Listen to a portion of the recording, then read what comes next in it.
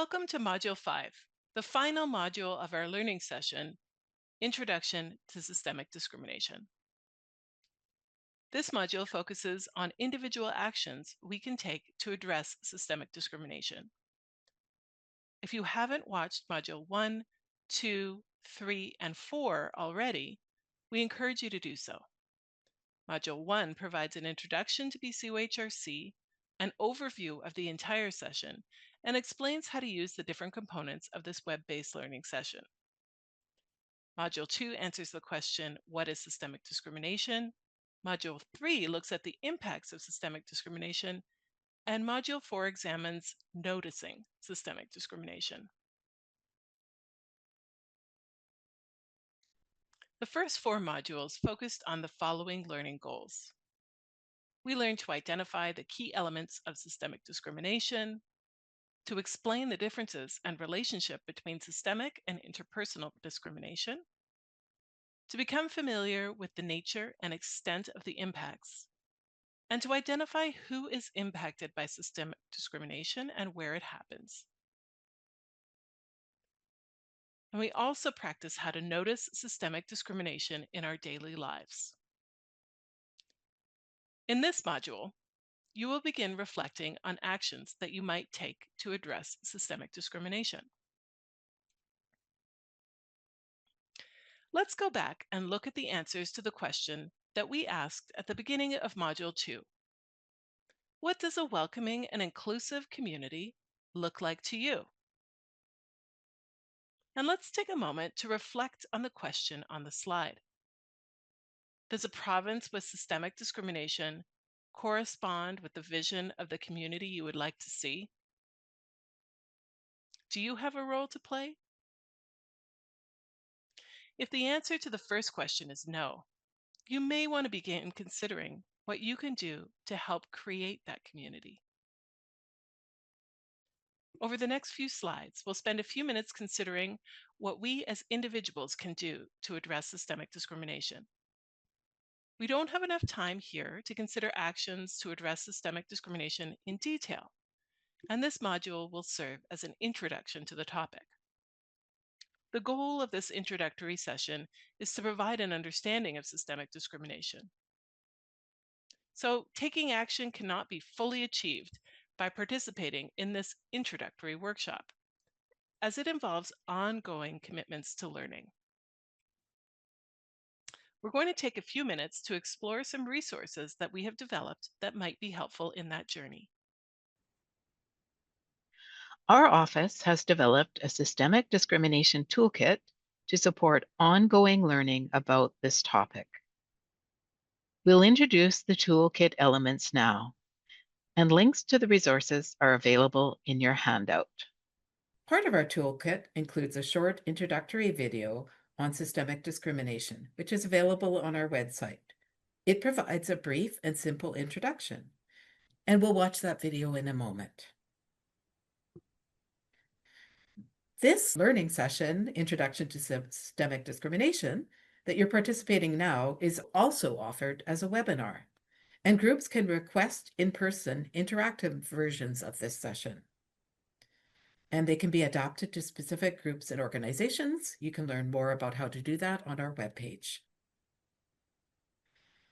Systemic Discrimination Part 2, what we can do, is a follow-up to this learning session. It explores the types of actions individuals, groups, and organizations can take to address systemic discrimination. It's also available as web-based learning and through virtual and in-person sessions, including regular webinars, which are posted on our events page. Xenon 2 is an experiential session. It lasts 3.5 hours long, and it takes place in person. Participants are guided through a simulation, which helps participants to experience, to some degree, the impacts of systemic discrimination and to understand how it is developed. The simulation is followed by guided reflection and conversation. BCOHRC is training community members from organizations to facilitate these sessions in their settings. And interested organizations or community groups can send a request through our info email and that email is shared on the last slide of this presentation. Our systemic discrimination webpage houses the video, an infographic, and examples of systemic discrimination, as well as additional resources to support learning. The link to that is in your handouts. And finally, our How Systemic Discrimination Works infographic is available on that webpage as well. It highlights how systemic discrimination is developed, how it impacts specific group, and where it may occur. We'll look at that infographic in a minute, but first, we're going to watch our video. This video was developed by our office, and it provides a short introduction to systemic discrimination and its impacts.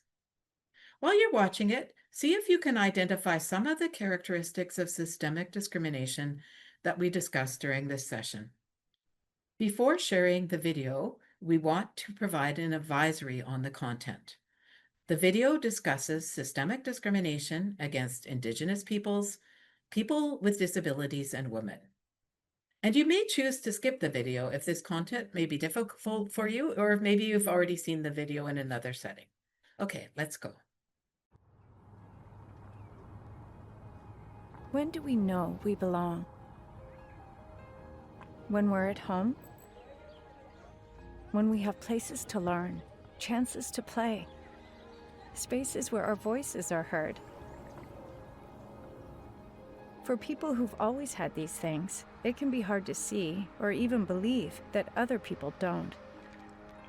That the systems we have set up don't work for everyone. They single some people out and leave others behind. Approximately 84% of Indigenous peoples in BC report experiencing some form of discrimination in healthcare. Working-aged people with disabilities are 21% less likely to be employed than people without disabilities. On average, women in BC working full-time earn 86.5 cents to each dollar earned by men. This is systemic discrimination. Discrimination in our systems benefits some and harms others. Intentional or not, the effect is the same. It builds a world of injustice and inequity. But we all play a role in creating the world we want to build together. We can listen to voices that are left out. And we have the power to challenge and change these systems. Because while we don't all experience the same barriers, we do all want the same thing: to belong and to be treated fairly and equally.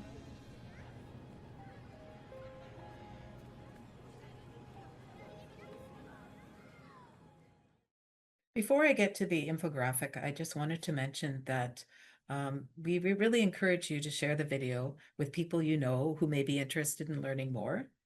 And you may want to watch the video with a group of colleagues or community members. There are conversation guides available, posted on our systemic discrimination webpage. And the one labeled grades 10 to 12, because they were developed for schools, but they're also very useful for adults. So I would recommend just downloading the one that says grades 10 to 12. There's some really interesting questions that can get you and a group of people considering this topic more fully. Okay. Finally, we'd like to introduce the infographic. How Systemic Discrimination Works is one of our toolkit resources that I talked about earlier. It highlights how systemic discrimination is developed, how it impacts specific groups, and where it may occur. There's also a conversation guide that can be used to encourage reflection on how systemic discrimination may show up within organizations and community settings. And it also encourages reflection on potential actions to address systemic discrimination. The infographic and links to the conversation guide are included in our handout package. We're coming to the end of our learning session, Introduction to Systemic Discrimination. Take a minute to review the learning goals from all 5 modules and reflect on which goals you've met. These learning goals include identifying the key elements of systemic discrimination, explaining the differences and relationship between systemic and interpersonal discrimination, understanding some of the impacts of systemic discrimination, and identifying who is impacted by systemic discrimination and where it appears. It also involves noticing systemic discrimination in your daily lives and beginning to reflect on actions that you might like to take. On the next slide, we'll provide some reflection questions that should help you to determine how well we succeeded in meeting these learning goals.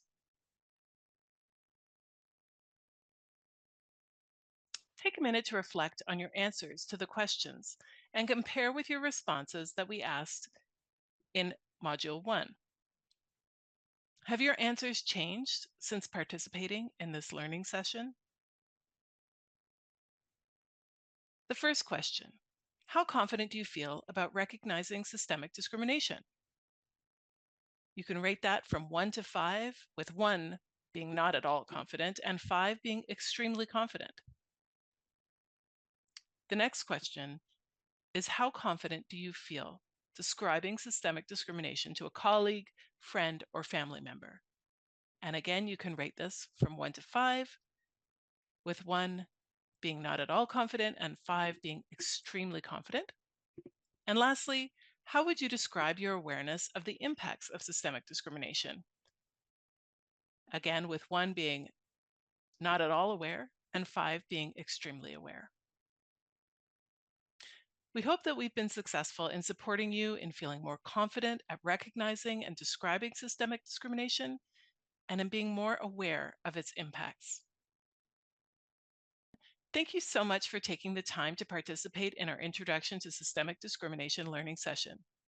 If you enjoyed the session, we hope you'll consider participating in the web-based learning session, SD, What We Can Do.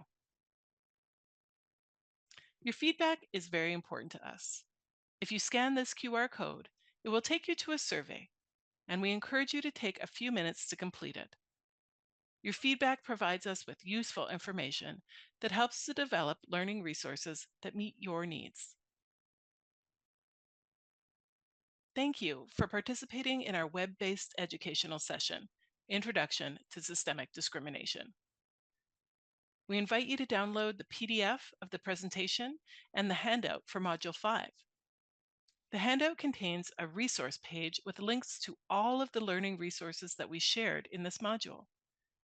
And it also includes a copy of the How Systemic Discrimination Works infographic. I want to acknowledge that the information and the examples that we've shared throughout this session may have a variety of impacts on you, both now and in the days to come. And I encourage you to take care of your needs and to refer to the supports listed in the handout package from Module 1 if helpful.